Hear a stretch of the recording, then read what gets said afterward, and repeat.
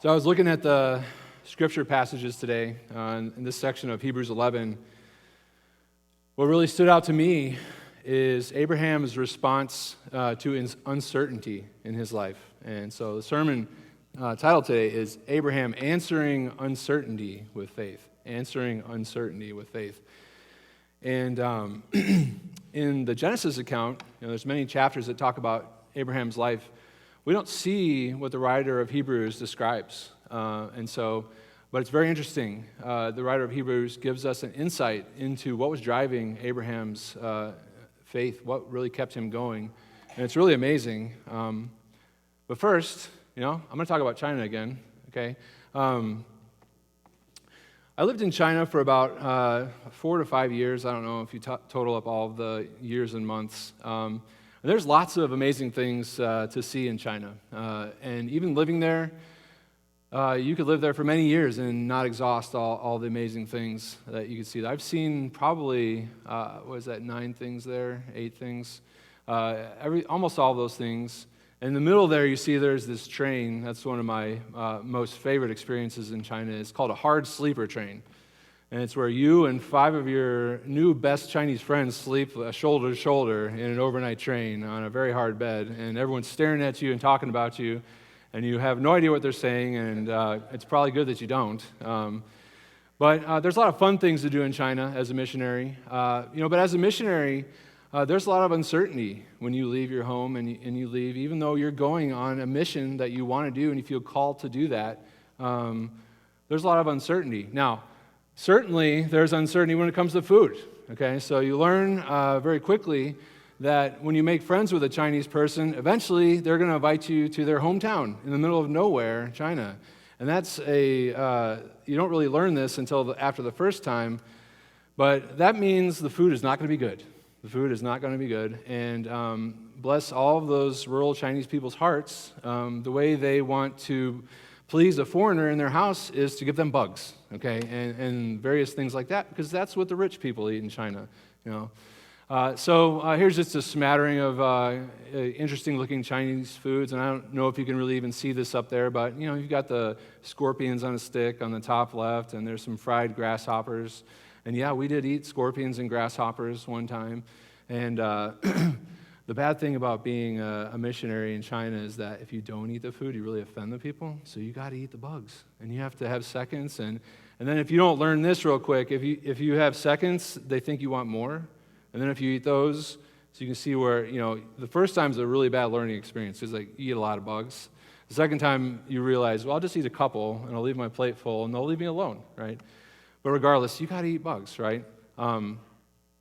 So when you're going to go meet your good friend's grandma in rural China, there's a little uncertainty in your life enters in because I'm going to enjoy going to this person's house, but I'm going to have to eat some kind of bugs, right? So the apprehension builds. But no matter where you go in China, it could be north, south, east, west. It could be Beijing, Shanghai, Guangzhou, Hong Kong. There's so many different areas of China, and each area of China has completely different cultures, almost as if they're different countries sometimes. That's how different places are. They'll have different languages, different foods, different everything. But no matter where you go in China, as a foreigner, there's this one thing that exists everywhere. It's called Lao Wai. Lao Wai. And Lao Wai is the exact translation of it. It means old foreign. Old foreign, okay? So when you're first living in China and you've left your family, you've left your home, and there's a lot of uncertainty in your life just because of that, we start hearing this word everywhere you go. And now Chinese is a very difficult language to learn. It has 4 tones, and you have to learn certain sounds, and then you have to say them a certain way, and certain sounds have 4 different ways of saying it. It means 4 different words, okay? So Chinese is very hard. But you pick up on this word very quickly. Lao Wai is something every foreigner understands. And what it means, it's a slightly derogatory term for foreigner. Okay, it's a slightly derogatory term for foreigners. So no matter where you go, you're at the market shopping for cabbage, Lao Wai. You'll hear it, you'll turn around, everyone's staring at you or pointing at you. They'll even come and pet your arm because you have arm hair, because Chinese people don't have arm hair.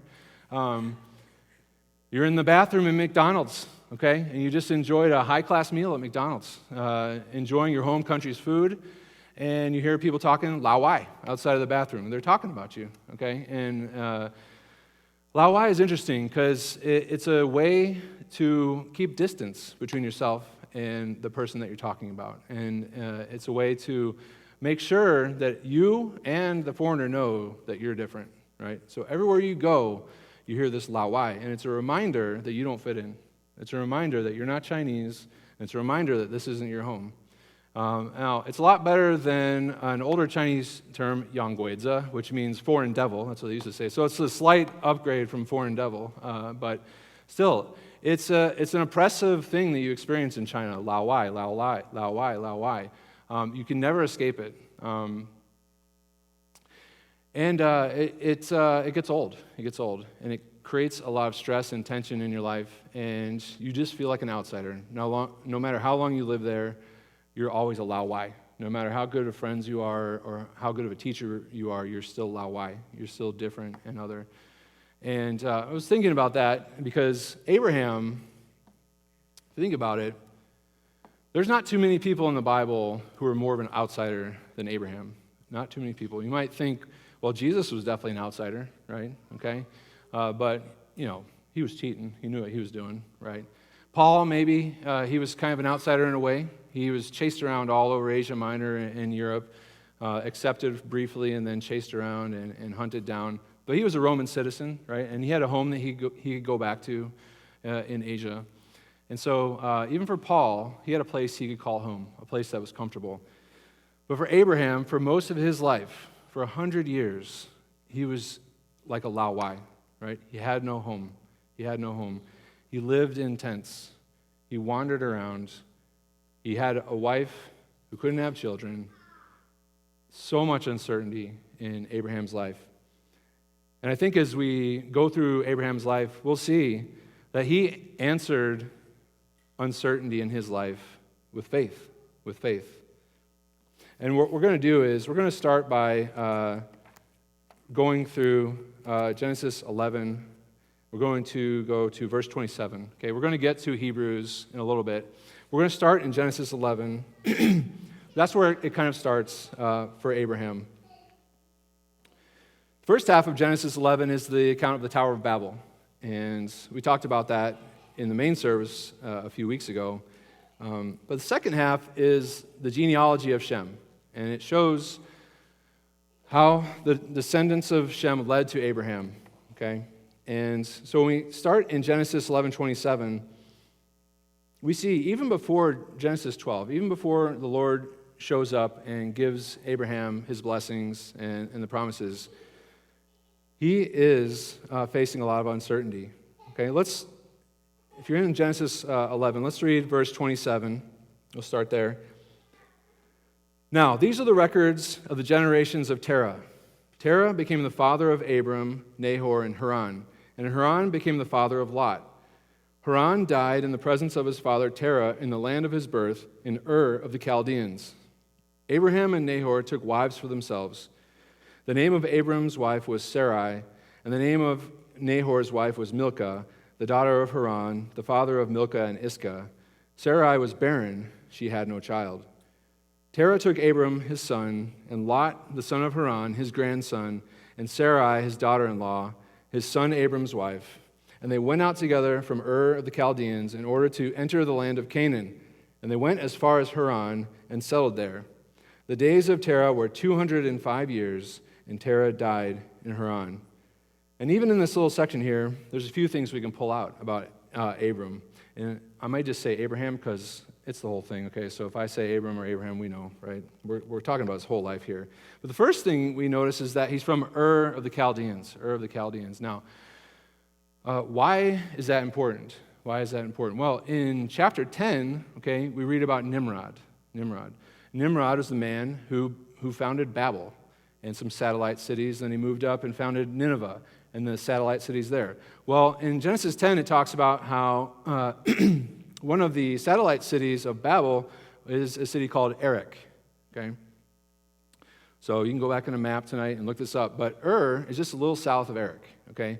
So Abram's family comes from the land of Nimrod. Okay, he comes from the pagan, idol-worshiping land of Nimrod. He's not some Bible-thumping, Bible Belt, Yahweh-believing believer. Okay, he comes from a long line of idol worshipers, moon worshipers, to be exact. They worship the moon. So that's the first thing we see about him. He's not some person, some good old boy. He is a pagan idolater, most likely. Second thing we see is that the writer of Genesis lets us know that Sarai was barren. Sarai was barren, okay? So this is right in the middle of a genealogy. We all know Sarai was barren. Well, that's a problem for him, right? Even before the Lord comes and speaks to Abraham, this would have been a huge problem for Abraham in his life, okay? Back then, you need a son to pass on your family line, okay? And they had a system which Sarai took advantage of later on in the story to bring a slave wife in to continue to keep the family line of Abraham going. But at that point, it's shameful, right? She was living in shame. He was living in shame because they couldn't have a child. And so there was uncertainty even before the Lord came and talked to and called Abram. And the third thing is, Abram's dad died. Abram's dad died, okay? So we learned three things. He comes from a pagan, idolatrous family. His wife, they can't have children, and his father just died, okay? Now, back then, your father was your protection. He was your connections. That's where you got your connections from. He was your cultural connection. He was your covering, your security, your everything, okay? So hearing that his father has died, and if you've had the occasion to have a parent die, that can be kind of disillusioning for a while. You just don't know. Up is down, left is right, and it's hard. Okay, there's uncertainty in your mind after those type of things happen. That's just a fact. And so we have these things happening even before Abram gets the call from the Lord. Let's go into, just keep reading in Genesis 12:1. Now the Lord said to Abram, "Go forth from your country and from your relatives and from your father's house to the land which I will show you, and I will make you a great nation, and I will bless you and make your name great. And so you shall be a blessing. And I will bless those who bless you, and the one who curses you I will curse. And in you all the families of the earth will be blessed." So Abram went forth as the Lord had spoken him, and Lot went with him. Now Abram was 75 years old when he departed from Haran. Now, we all know about the promises. God promised Abraham land, right? There's going to be a promised land. A great nation was going to be made out of his family. And that his family was going to bless the whole earth, his family. But verse 1 is pretty rough for Abraham. Verse 1 is really rough for Abraham. God is calling him to go forth from his country, everything that he understands, all of the culture that he understands, the language, the religious practices. He has to leave all of that. Anything that's familiar to him, he has to leave. From your relatives, all of the love and care and connection from relatives, he has to leave that. He has to leave that. And from your father's house, you're leaving your protection. You're leaving your financial connections. You're leaving everything to do this. And yes, there are these promises and the blessings and the curses. But Abraham had a choice, just like Noah did, right? When God warned Noah about what was going to happen to the world, Noah had a choice. Am I going to do this crazy thing and build an ark? Or am I just going to ignore, what's being told to me? Noah made the faithful choice, and Abram did too. And in verse 4, we don't see any arguing or wrangling in his mind or trying to get out of it. It just says, so Abram went forth as the Lord had spoken to him. And we see he's 75 years old. Okay, he's not a spring chicken. And so this is just adding complication to an already uncertain situation for Abram. There's this tension in Abram's life, right? There's this uncertainty that's pervasive in his life versus certain promises, right? Uncertainty versus certain promises.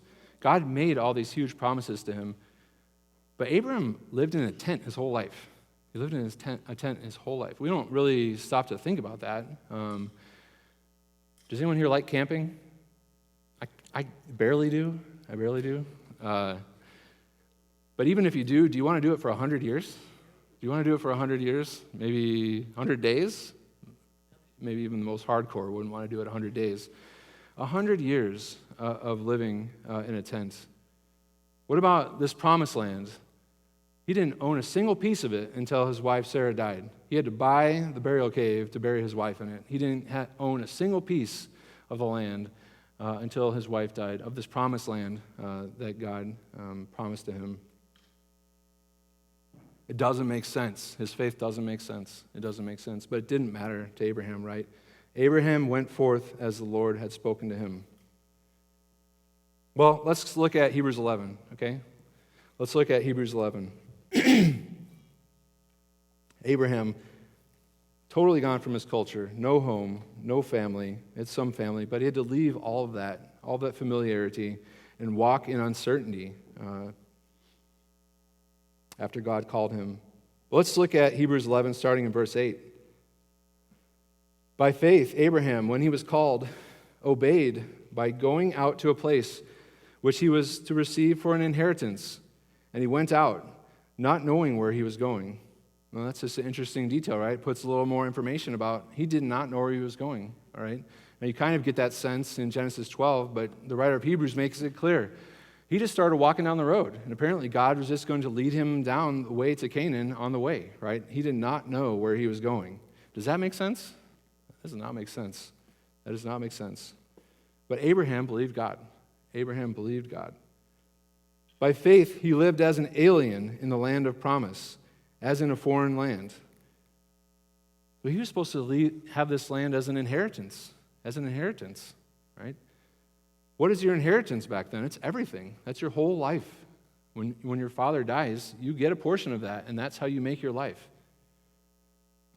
He went there to receive an inheritance. Did he get the inheritance? Not in the way they would have back then. He didn't. He lived as an alien in the land of promise, as in a foreign land. He was a Lawai. The Canaanites they weren't just going to give him the land. They weren't just going to let him do whatever he wanted there. That was not his land. That was the Canaanite land. He was other. He was different.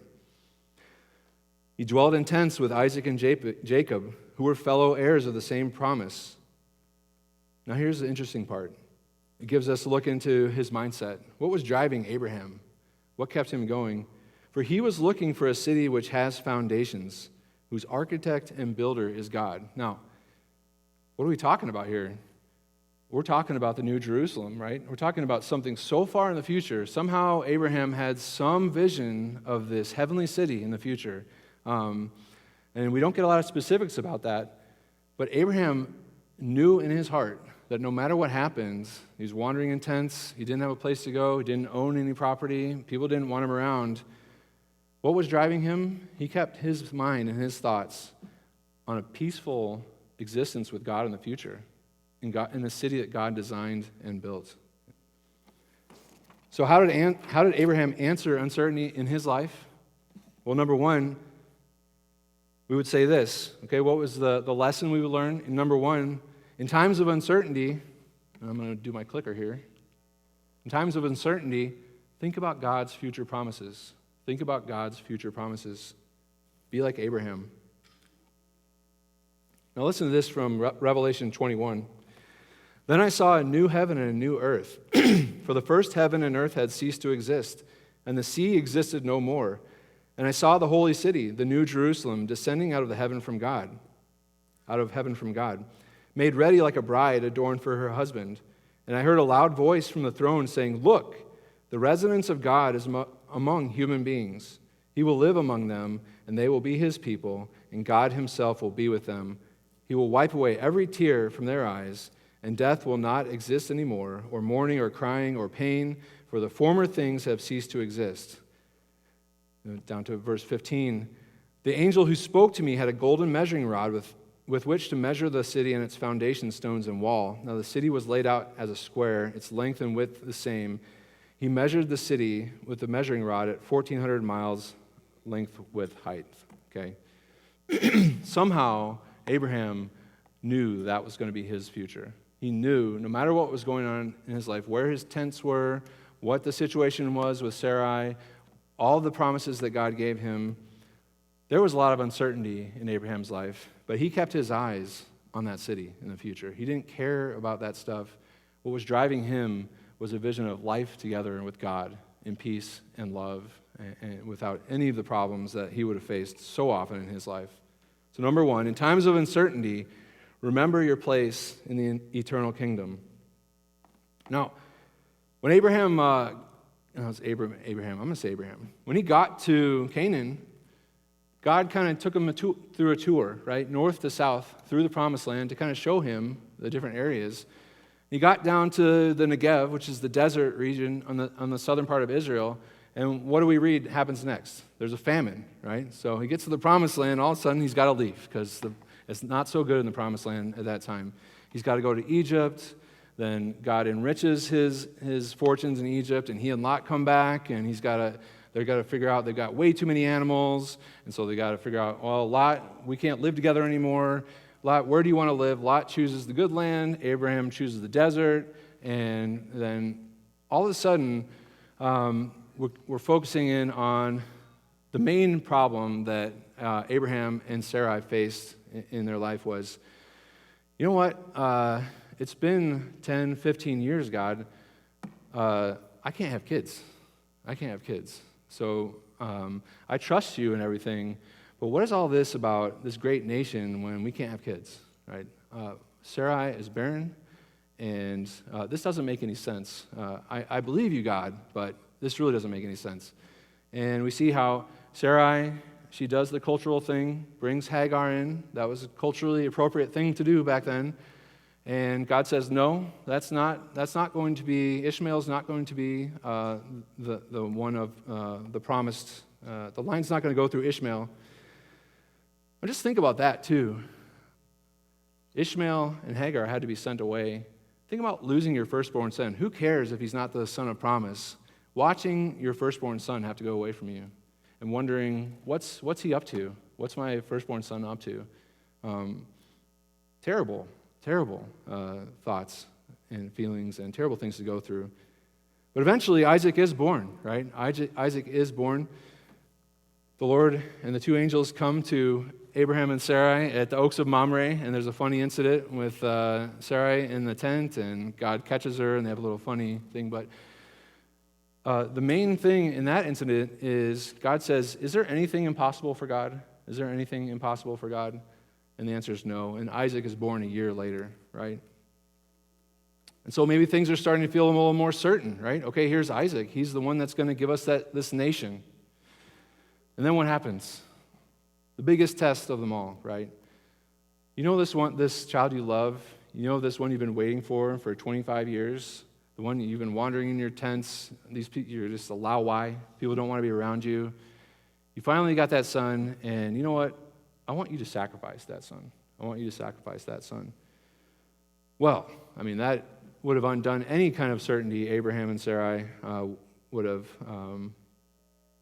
any certainty they would have had. It would have just reversed that, right? Or it could have. In human terms, that is a shocking turn of events in Abraham's life. And let's look a little bit at that. In Genesis 22, we can read a little bit about this account with Isaac and Abraham. Sometime after these things, God tested Abraham. God said to him, Abraham, here I am, Abraham replied. God said, take your son, your only son, whom you love, Isaac, and go to the land of Moriah. Offer him up there as a burnt offering on one of the mountains, which I will indicate to you. Okay, this is nuts, right? This is nuts. I don't understand this at all, God. Like, I trust you. You've kept me going. You did give me that promised son, but I don't get this at all. I don't get this at all. What is going on here? What does Abraham do? Early in the morning, Abraham got up and saddled his donkey. He just did it. That's how amazing Abraham's faith was. He got up early in the morning. He didn't even sleep in. Well, it was a 50-mile trip he had to go. It was a 50-mile trip they would have had to take. But there was no arguing or complaining or, oh, man, God, didn't you just tell me that Isaac was the one and now we got to kill him? We got to sacrifice him? This doesn't make any sense. None of that. He got up and went. He took 2 of his young servants with him, along with his son Isaac. When he had cut the wood for the burnt offering, he started out for the place God had spoken to him about. On the 3rd day, Abraham caught sight of the place in the distance. So he said to his servants, "You two stay here with the donkey while the boy and I go up there. We will worship and then return to you." So that's a first sign of Abraham's amazing faith. Abraham took the wood for the burnt offering and put it on his son Isaac. Then he took the fire and the knife in his hand, and the 2 of them walked on together. Isaac said to his father, "My father?" "What is it, my son?" he replied. "Here's the fire and the wood," Isaac said. "But where's the lamb for the burnt offering?" "God will provide for himself the lamb for the burnt offering, my son," Abraham replied. The 2 of them continued on together. When they came to the place God had told him about, Abraham built the altar there and arranged the wood on it. Next, he tied up his son Isaac and placed him on the altar on top of the wood. Then Abraham reached out his hand, took out the knife, prepared to slaughter his son. But the Lord's angel came to him from heaven. "Abraham! Abraham!" "Here I am," he answered. "Do not harm the boy," the angel said. "Do not do anything to him, for now I know that you fear God, because you did not withhold your son, your only son, from me." Abraham looked up and saw behind him a ram caught in the bushes by its horns. So he went over and got the ram and offered it as a burnt offering instead of his son. And Abraham called the name of that place, "The Lord Provides." It's said to this day, "In the mountain of the Lord, provision will be made." Do you have faith like that? Do I have faith like that? Do you have faith to do that kind of thing? Do we have faith to leave our country, leave our family, live in tents for many years? If God called us to sacrifice our child, will we do that? Do we have that kind of faith? Well, thankfully, we're not Abraham. But that's what Abraham did. When God called him, what did he say? "Here I am. Here I am." He didn't hide. He didn't go into the nearest cave. He was ready. He was ready to do whatever God called him to do. Well, let's go back to Hebrews 11. Hebrews 11, verses 17 through 19, talk about this incident with Isaac. Verse 17, "By faith, Abraham, when he was tested, offered up Isaac. And he who had received the promises was offering up his only begotten son. It was he to whom it was said, 'In Isaac your descendants shall be called.' He considered that God is able to raise people even from the dead, from which he also received him back as a type." Okay? So, again, the end of this section, it kind of describes briefly the situation with Isaac. But at that crucial moment, he could have just said, "No, I'm not going to do that. No, I love my son. I already lost one. One's gone. I'm not going to lose another one." But what did Abraham think? He considered, it just means he reasoned, that God is able to raise people even from the dead, from which he also received him back as a type. So Abraham thought, even if I kill him, God's going to raise him back from the dead. God can do that. God can do that. And it said he received him back from a type. It just means he got his son basically back from the dead because he was ready to kill him. He was ready to see his son die. That's how much faith Abraham had. So, this is our second answer here. In times of uncertainty, okay? Answer number 1 is, in times of uncertainty, keep God's future promises in mind. Think about that city. Think about that city described in Revelation 21. Number 2, in times of uncertainty, look forward to the resurrection. Look forward to your resurrection. Look forward to your resurrection. Now, some commentators you'll find, they'll say, well, it's not really talking about, the resurrection in the New Testament, but obviously Abraham believed in that resurrection because he thought he was going to be in the city. He thought he was going to be in that city in the future. So he knew somehow, I don't know if God showed it to him or that's just the level of insight he had into who God was and what his plan was. He knew he was going to be resurrected someday because of his faith. So number 1, in times of uncertainty, keep God's future promises on your mind. And number 2, in times of uncertainty, look forward to the resurrection, your resurrection, because because you got to be resurrected to be with Jesus in that city too. Amazing, amazing. These are uncertain times, right? Uncertain times, they come and go in life, and our world is a very uncertain world, right?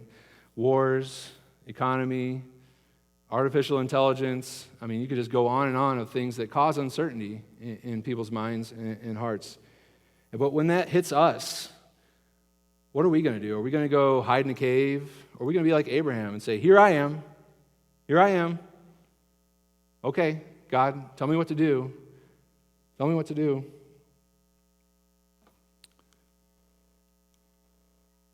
You know, living in China is hard. Being called a Lao Wai is very stressful. You do feel uncertain a lot, very uncertain, especially as a Christian trying to share the gospel. It's illegal, right? So you don't know, people are watching you all the time. You don't know who your friends are and who they aren't. And people are honestly assigned to spy on you constantly, all day. You have no idea who's good or bad or whatever, and things are very uncertain. And I remember in 2007, Leah and I went to China, and we took a team of recent college grads to teach English in a university in central China. That was a very hard year. It was a very hard year. It was a hard year in our marriage, and it was a hard year with our team, but it was an amazing year of ministry. You know, it's funny how that works sometimes. But we were exhausted, and we were tired, and we were tired of China. We were tired of China. We were tired of that feeling of being outsiders.